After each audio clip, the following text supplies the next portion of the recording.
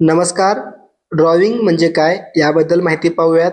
Drawings म्हणजे व्यवसायाचा मालक जेव्हा स्वतःच्या वैयक्तिक वापरासाठी व्यवसायातून पैसे, माल किंवा वस्तू स्वतःसाठी वापरतो तेव्हा त्याला ड्रॉइंग असे म्हणतात.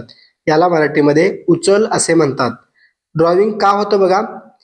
व्यवसायाच्या मालकाला वैयक्तिक खर्चासाठी पैसे किंवा वस्तू लागतात, त्यामुळे तो व्यवसायातून घेतो.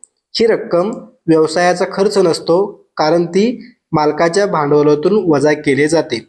उदाहरणार्थ, मालकाने व्यवसायातून 5,000 रुपये काढले, हे ड्रॉइंग म्हणून ओळखले जाते.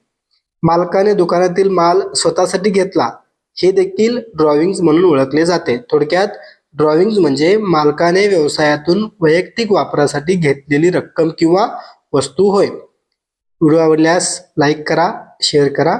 धन्यवाद.